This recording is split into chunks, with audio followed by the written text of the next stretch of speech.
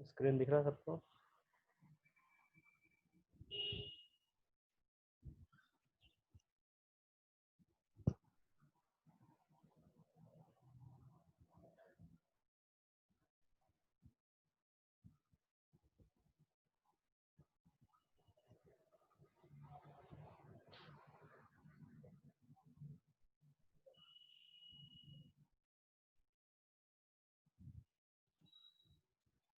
देखिए, next chapter है हमारा classification of elements and periodicity in properties. ठीक है, ये एक ऐसा चैप्टर है जिसको फिजिकल में हम पढ़ते हैं।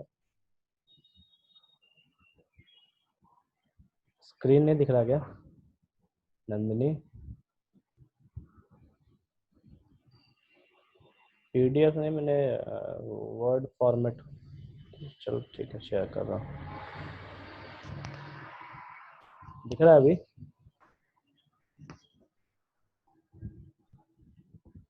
कोई बात नहीं विपुल, जब जागो तब सवेरा, और क्या।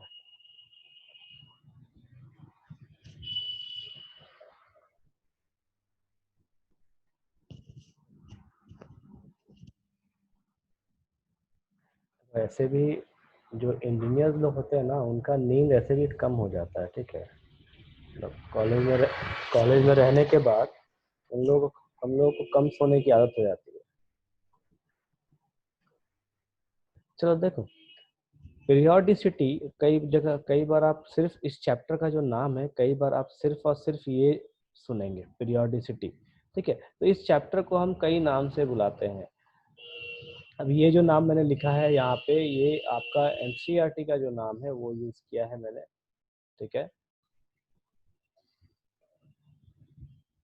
चलिए, और इस चैप्टर का बेसिक जो फंडा है, बेसिक फंडा क्या है इस चैप्टर का, कि इसमें हमको, देखो अभी बीच में लिखना उखना बंद कीजिए। ठीक है, अब चुपचाप सुनिए।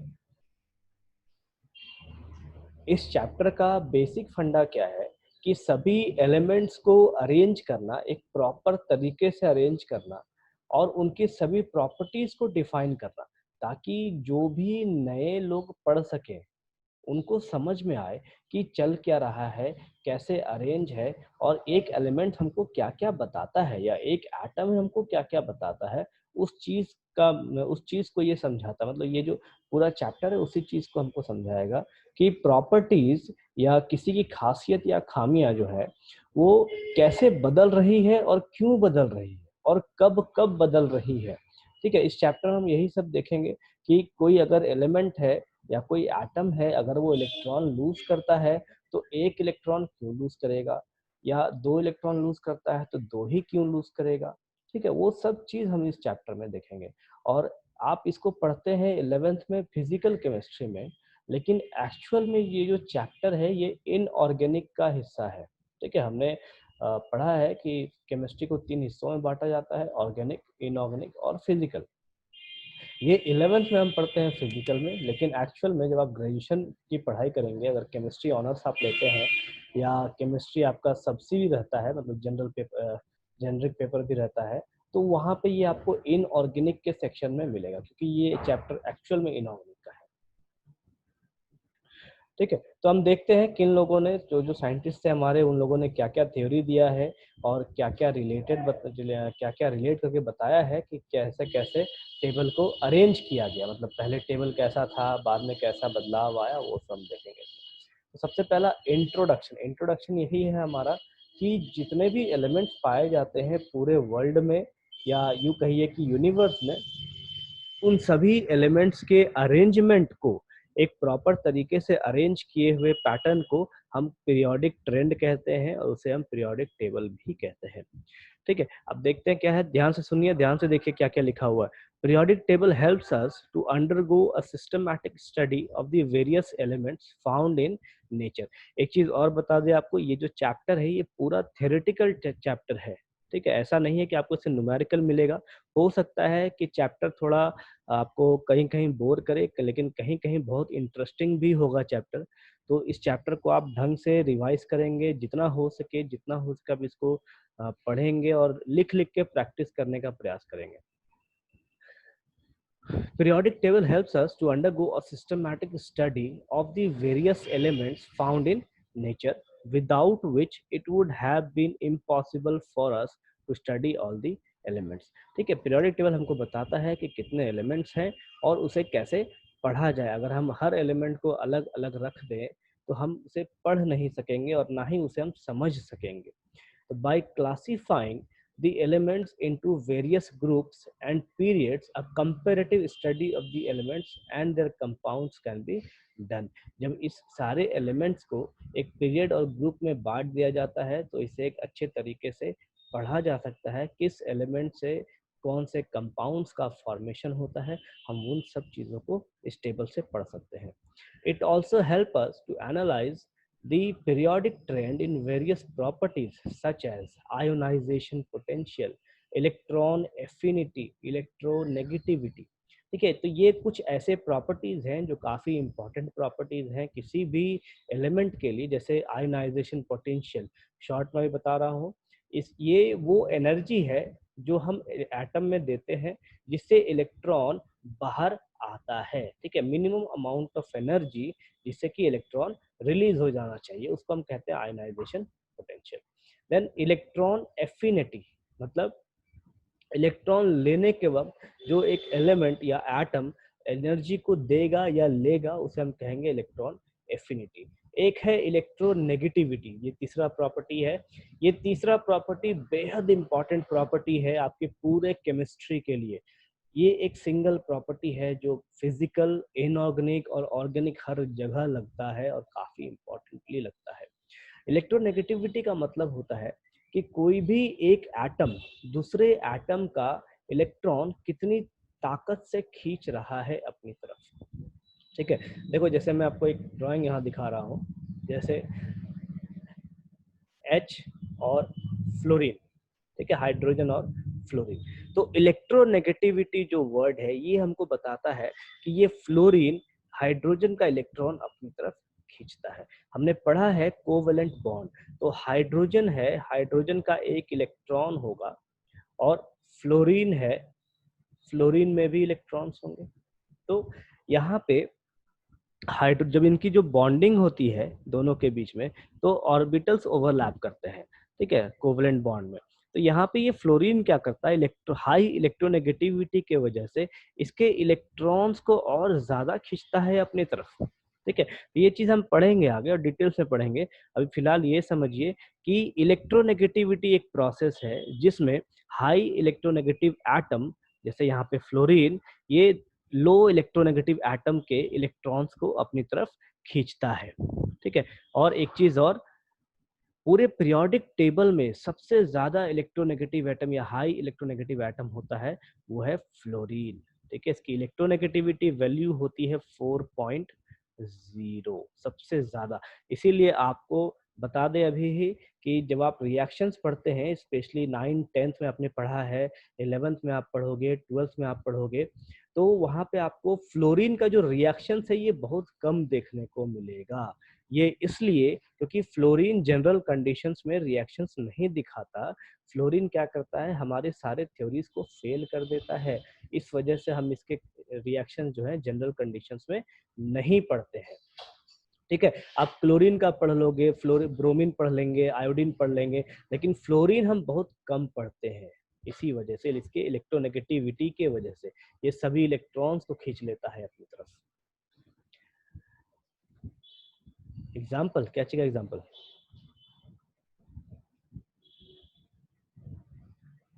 रूपम,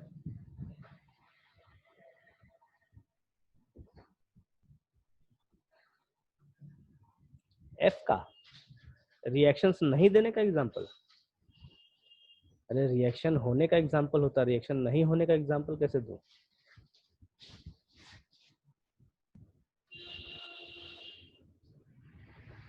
ठीक है, रिएक्शंस अगर होते हैं तो मैं उसका एग्जांपल दूंगा, अगर नहीं होंगे रिएक्शन तो मैं एग्जांपल कैसे दूंगा? अब जैसे देखो, सिंपल सी चीज देखो, जब ऑर्गेनिक हम पढ़ेंगे ना तो वहां पे बहुत सारे हम रिएक्शन देखेंगे। जैसे समझ गया रूपम, लेकिन फ्लोरीन नॉर्मल कंडीशंस में रिएक्शंस शो नहीं करता। जैसे कि आप देखो, अगर मान लीजिए ये हमारे पास बेंजीन है, ठीक है, तो बेंजीन को अगर हम क्लोरीन के साथ रिएक्ट कराते हैं, मान लीजिए Cl2 के साथ अगर हम रिएक्ट कराएं, तो ये जो Cl2 है ये नॉर्मल सनलाइट में भी ये रिएक्शन हो जाएगा। ठीक है, नॉर्मल सनलाइट में भी ये रिएक्शन होगा, और हमको जो यहाँ पे प्रोडक्ट देखने को मिलेगा, एक Cl यहाँ लगा हुआ हमको मिल जाएगा। लेकिन इसी जगह पे अगर क्लोरीन के जगह हम अगर F2 दिखा दें, तो ये जो F2 है, ये F2 नॉर्मल सनलाइट में काम नहीं करता। इसके लिए हमको क्या करना होगा, यहाँ पे प्रेशर इंक्रीज करना पड़ेगा और साथ ही साथ टेम्परेचर भी इंक्रीज करना पड़ेगा। ठीक है, तो इस वजह से हम जो सिलेबस में हम जो पढ़ते हैं एक्चुअली, वो सिलेबस में फ्लोरीन का जो कंडीशन है हम उसको एक्सेप्शंस मान के कहीं कहीं पढ़ते हैं, बाकी जगह नहीं पढ़ते हैं। ठीक है, समझ में आ रही?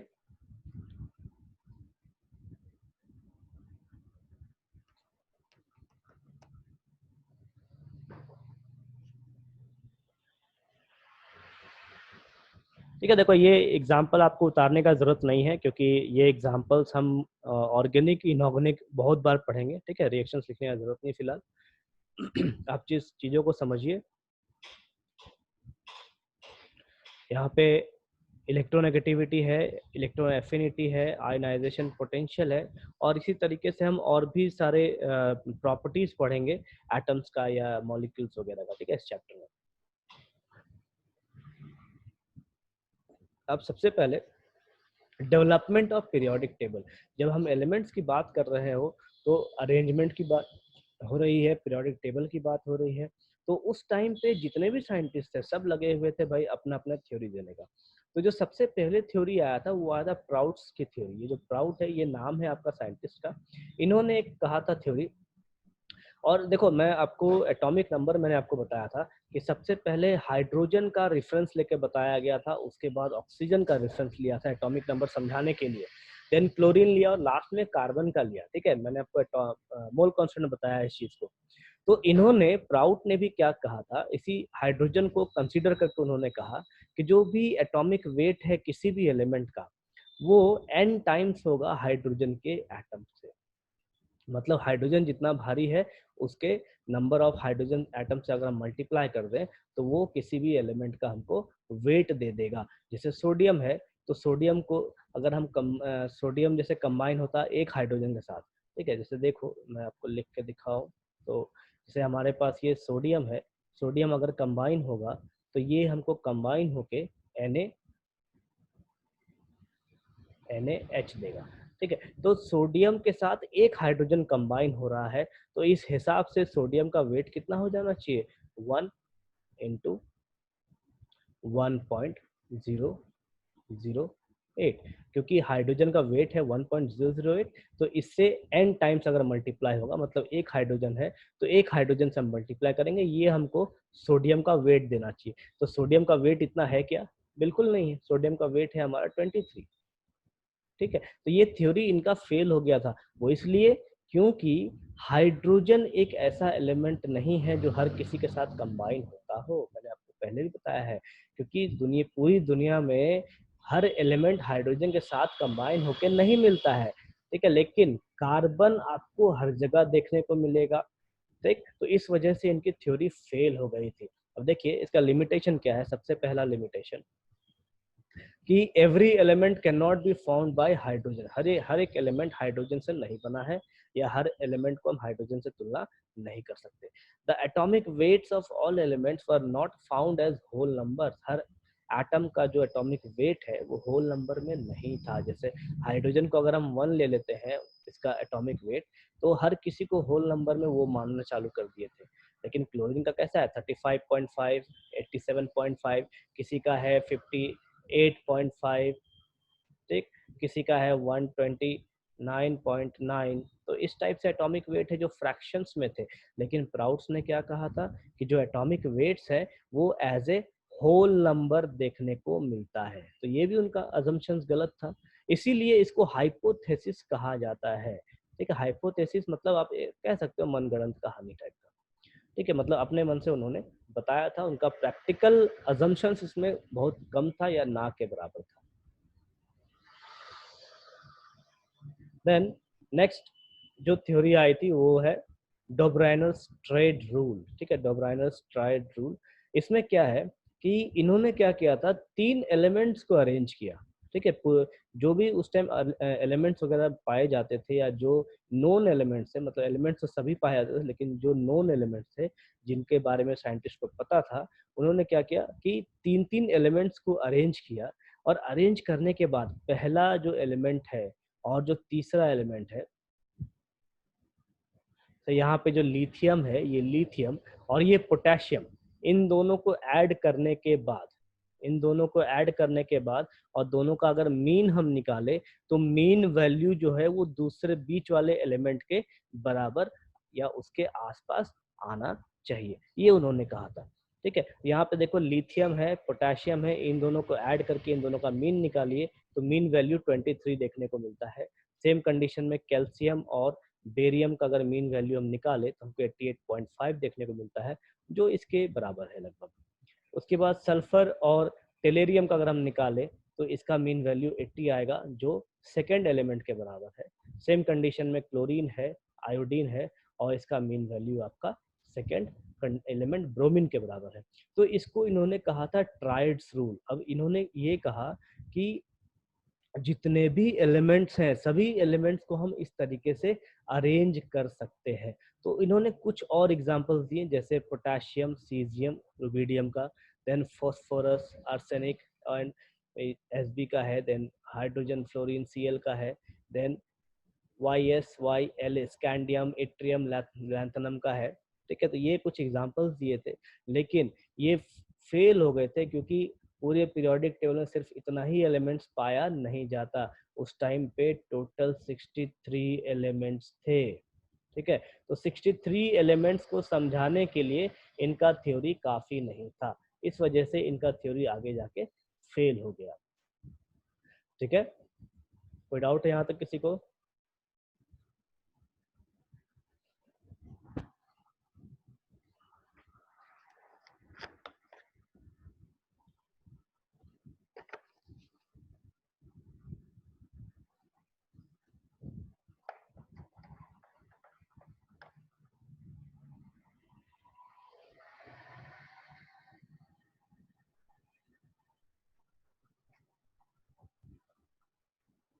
तो इसको आप चाहे तो एक बार इसको पढ़ लीजिए। ठीक है, ये दोनों थ्योरी आप एक बार पॉइंट बाय पॉइंट पढ़ लीजिए, कोई डाउट है फिर भी पूछ लीजिए वापस से, क्योंकि मैं पॉइंट्स पढ़ नहीं रहा हूँ, सिर्फ समझा रहा हूँ आपको।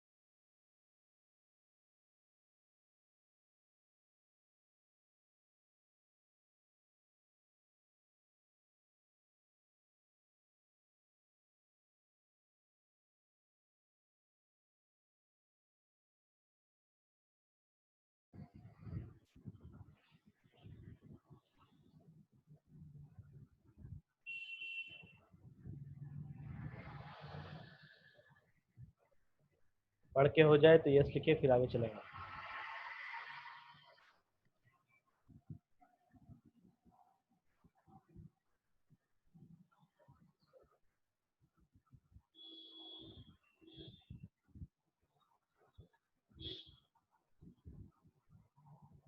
बाकी लोगों का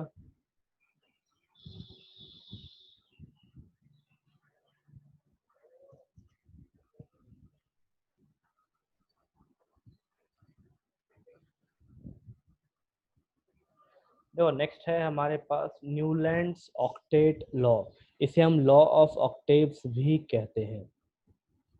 ठीक है, न्यूलैंड्स ऑक्टेट लॉ, इन्होंने क्या कहा, जैसे देखो आपको म्यूजिकल नोट पता है, ठीक है, सा रे गा मा पा और धा नी के बाद आपका वापस से ये सा फिर से रिपीट होता है।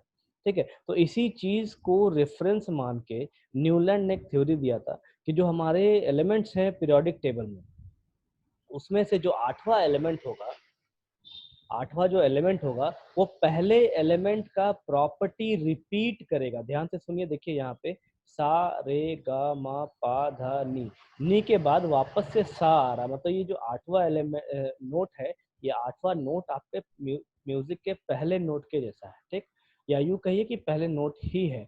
तो सेम उन्होंने एलिमेंट्स के बारे में क्या कहा कि जो लिथियम है, लिथियम से चालू करके जो आठवां एलिमेंट आएगा वो आपका पहले एलिमेंट के प्रॉपर्टी को शो करेगा।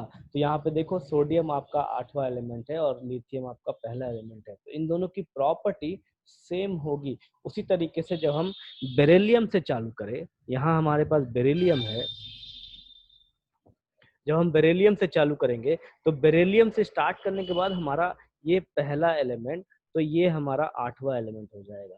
तो उस कंडीशन में इसकी जो प्रॉपर्टी होगी वही प्रॉपर्टी मैग्नीशियम की होगी। जब हम बोरोन से स्टार्ट करेंगे तो ये हमारा पहला एलिमेंट और ये आठवां एलिमेंट, तो इसका जो प्रॉपर्टी है वही प्रॉपर्टी इसका होना चाहिए। सेम कंडीशन कार्बन और सिलिकॉन के साथ, nitrogen phosphorus oxygen sulphur fluorine chlorine sodium potassium सब सेम कंडीशन। ठीक है, अब इसको हम पीरियोडिक टेबल में देखते हैं, पीरियोडिक टेबल कैसे समझा जाए।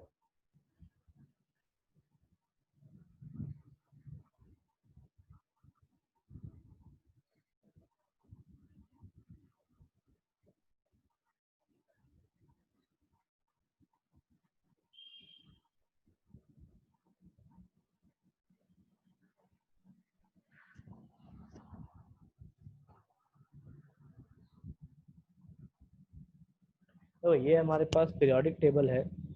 ठीक है, अब इस पीरियोडिक टेबल में सबसे पहले ट्राइड का रूल आपको बता रहा हूँ। ट्राइड्स का देखिए, उन्होंने कहा, क्या कहा, तीन एलिमेंट्स को ऐड किया।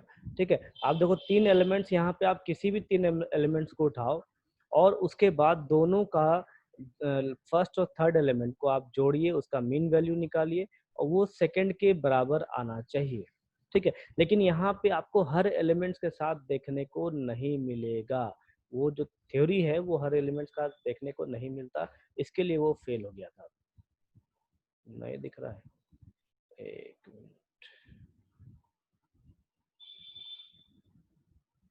अब दिख रहा है?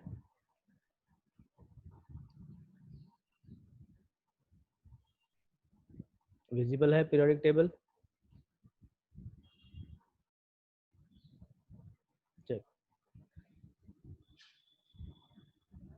देखो ट्राइड्स ने क्या कहा, ट्राइड ने क्या कहा था उस टाइम, ट्राइड जो रूल था कि कोई भी आप तीन एलिमेंट उठाइए, तीनों का जो, तीनों में से जो पहला एलिमेंट है ये अगर फर्स्ट एलिमेंट है, ये हमारा थर्ड एलिमेंट है, तो इन दोनों का मीन वैल्यू, इन दोनों के एटॉमिक मास का मीन वैल्यू किसके बराबर होना चाहिए, तो इस सेकेंड एलिमेंट के बराबर होना चाहिए। लेकिन ये जो थ्योरी है ये पूरे पीरियोडिक टेबल पे हर एलिमेंट्स के साथ लागू नहीं होता। ठीक है, इसलिए नहीं होता कि जैसे देखो हमने यहाँ पे ये तीन एलिमेंट उठाया, अब इसी जगह पे आप क्या करो, कोबाल्ट, निकल और कॉपर कर ले लो। तो उस कंडीशन में ये हमारा कोबाल्ट जो है ये फर्स्ट हो जाएगा, कॉपर थर्ड हो जाएगा और निकल हमारा जो है ये सेकंड एलिमेंट हो जाएगा। ठीक, तो ये थ्योरी कहीं ना कहीं जाके फेल हो जाएगा क्योंकि हर किसी का मास एवरेज नहीं देगा हमको, इसलिए ये थ्योरी आगे जाके फेल हो गई थी। उसके बाद क्या आया कि ऑक्टेट रूल। ऑक्टेट रूल आप देखिए, लिथियम से चालू कीजिए तो first, second, third, fourth, fifth, sixth, seventh, और ये हमारा आठवां हो गया सोडियम। तो सोडियम की जो प्रॉपर्टी है, सोडियम की प्रॉपर्टी जस्ट लिथियम से मैच हो रही है। उसी तरीके से मैग्नीशियम की प्रॉपर्टी जस्ट बेरिलियम से मैच हो रही है, एल्यूमिनियम का बोरोन के साथ। ठीक है, तो इस चीज को कहा क्या गया कि जो म्यूजिकल नोट है, जो म्यूजिकल नोट हम सारे गामा पा पढ़ते हैं, उसमें जो पहला और आठवां नोट है वो एक जैसे हैं, उसी तरीके से यहाँ पे पहला और आठवां एलिमेंट एक जैसा है। तो ये था लॉ ऑफ ऑक्टेव्स। ऑक्टेव्स का मतलब है, देखिए ऑक्टेव्स का मतलब है आठ, ठीक है, तो ये आठ के लॉ को समझाता है, इसीलिए इसको कहा जाता है।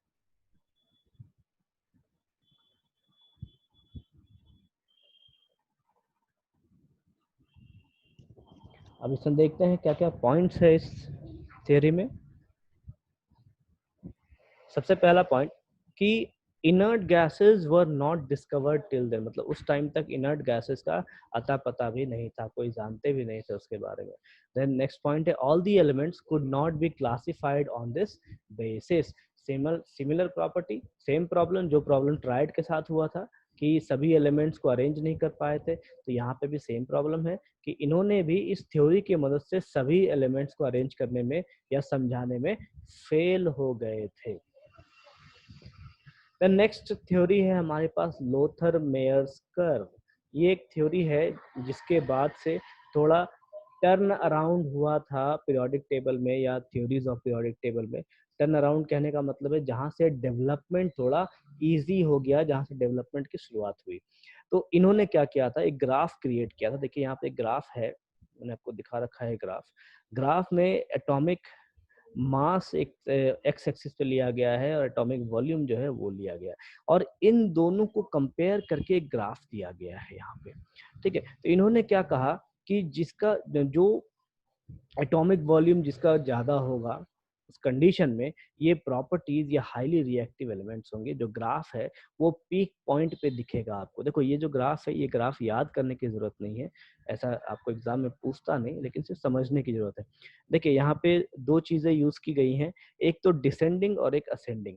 ये हमारा डिसेंडिंग कर्व है, ठीक है, जो कर्व नीचे गया है वो डिसेंडिंग कर्व है, और यहाँ से यहाँ अगर हम ऊपर की हम बात करें तो ये हमारा असेंडिंग कर्व है।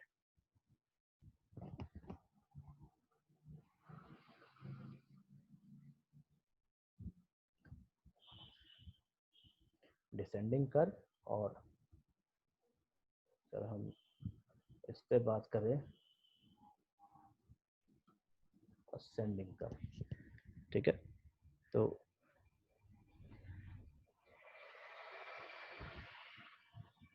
इसको हम ऐसे दिखा सकते हैं और इसको हम ऐसे प्रोजेक्ट कर सकते हैं। ठीक है, देखिए ये दोनों कर्व हमको ये बताता है कि जो असेंडिंग कर्व में जा रहा है, जो असेंडिंग कर्व में जितने भी एलिमेंट्स प्लॉट हो रहे हैं उनकी जो रिएक्टिविटी है वो बढ़ती जाती है, और जो डिसेंडिंग कर्व में है उसकी रिएक्टिविटी थोड़ी कम होती जाती है।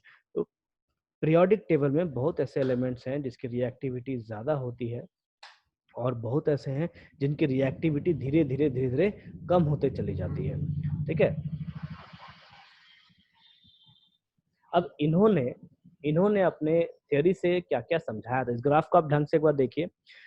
इसमें देखो यहाँ पे hydrogen, helium, lithium, beryllium, boron, carbon, nitrogen, oxygen, fluorine, neon, ऐसे करके सभी एलिमेंट्स हैं। अब इस पूरे एलिमेंट्स में देखो सबसे पीक पॉइंट पे यहाँ क्या है, सोडियम। उससे भी पीक पॉइंट पे है कार्बन, सॉरी पोटेशियम, और उससे पीक पॉइंट पे है आरबी, रुबिडियम।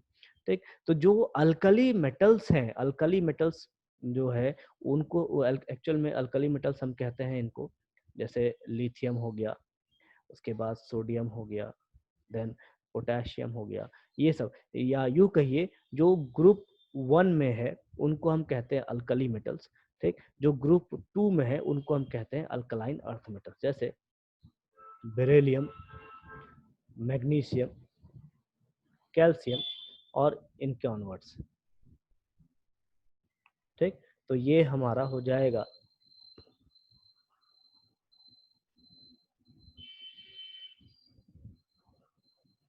अल्कली मेटल्स, और ये हो जाएगा अल्कलाइन अर्थ मेटल्स।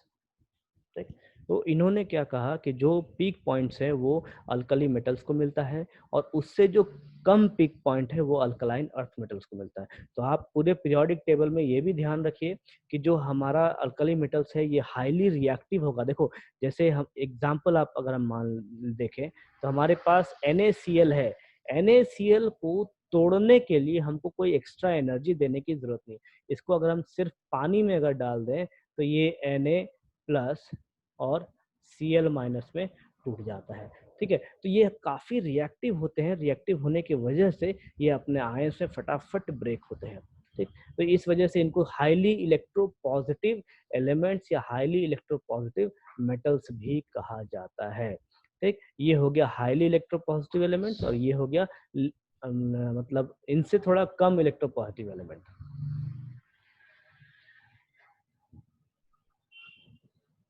चलिए इसका पॉइंट्स देखते हैं। इन्होंने क्या कहा, ही प्लॉटेड, पहला point, he plotted A curve between atomic weight and atomic volume of different elements.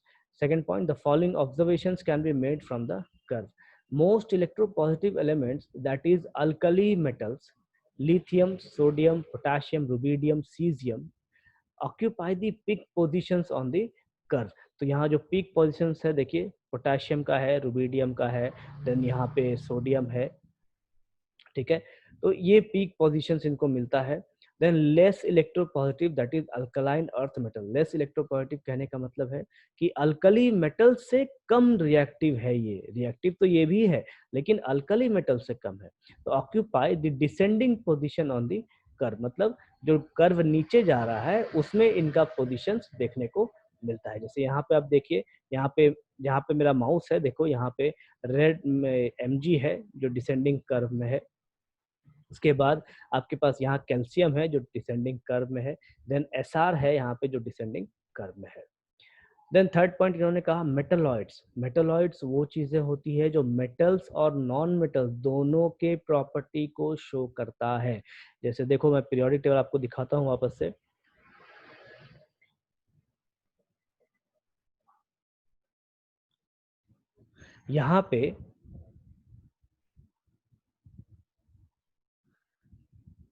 यहाँ पे ये जो हिस्सा है ये हमारा मेटलॉइड्स का हिस्सा है। ठीक है, ये मेटल्स नॉन मेटल्स दोनों की प्रॉपर्टीज को शो करता है। ठीक, तो ध्यान क्या रखना है हमको कि मेटलॉइड्स जो होते हैं वो मेटल्स और नॉन मेटल्स दोनों की प्रॉपर्टीज को शो करेंगे, उसे हम मेटलॉइड्स कहेंगे।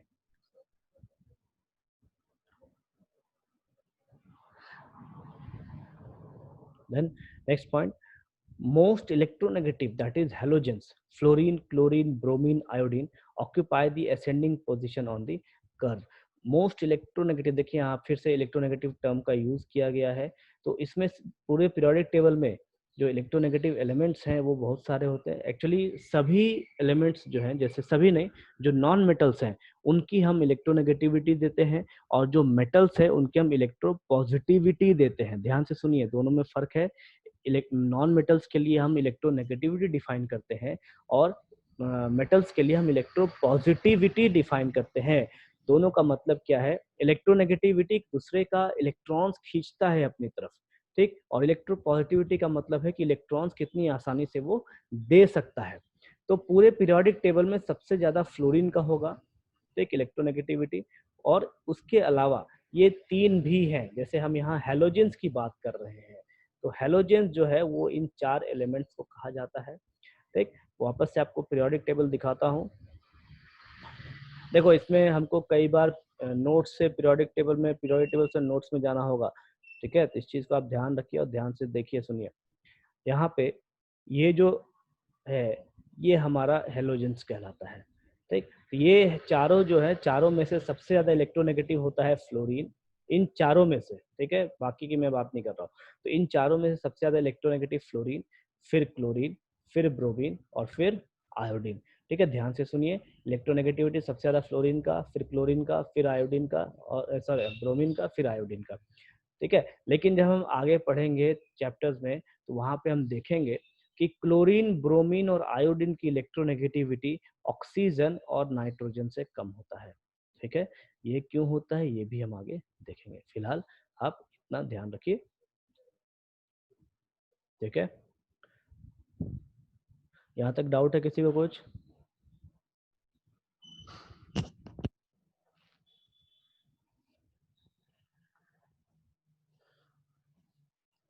यहाँ तक किसी को डाउट है?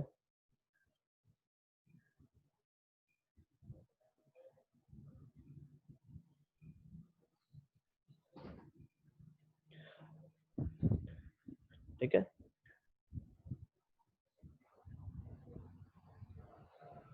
देन नोट पॉइंट है, elements having similar properties occupy similar position on the curve. जो भी एलिमेंट सेम प्रॉपर्टीज रखते हैं वो कर्व में सेम पोजीशंस को दर्शाते हैं। तो देखिए यहाँ पे आपको पूरा 63 एलिमेंट दिखाया नहीं गया है, ठीक है। तो जो भी एलिमेंट्स है सेम प्रॉपर्टीज वाले उसको दिखाया यहाँ पे नहीं गया है। कंक्लूजन क्या है इस थ्योरी का कि बेस्ड ऑन दिस थ्योरी, देखिए इन्होंने जो थ्योरी दिया था ये काफी हद तक बहुत कुछ समझाया था इन्होंने एटॉमिक मास को लेके। तो मेंडलीफ ने इसके बाद थ्योरी दी थी और मेंडलीफ का जो थ्योरी था वो काफी कारगर था और इसके वजह से ही हम लोग आज पीरियोडिक टेबल पढ़ते हैं। बाकी जितने भी थ्योरी है इन सब ने थ्योरीज कुछ ना कुछ तो दिए, लेकिन इन लोगों ने एक प्रॉपर पीरियोडिक टेबल नहीं बनाया था, एक प्रॉपर अरेंजमेंट नहीं दिया था। ये लोग सिर्फ इन सबको अलग अलग अरेंज करके रख दिए थे। लेकिन मेंडलीफ ने क्या किया, लोथर मेयर का कॉन्सेप्ट को यूज किया और इसके कॉन्सेप्ट के द्वारा उन्होंने एक पीरियोडिक टेबल तैयार किया था। मैं आपको पीरियोडिक टेबल दिखाता हूँ मेंडलीफ का। देखिए ये हमारा मेंडलीफ का पीरियोडिक टेबल है।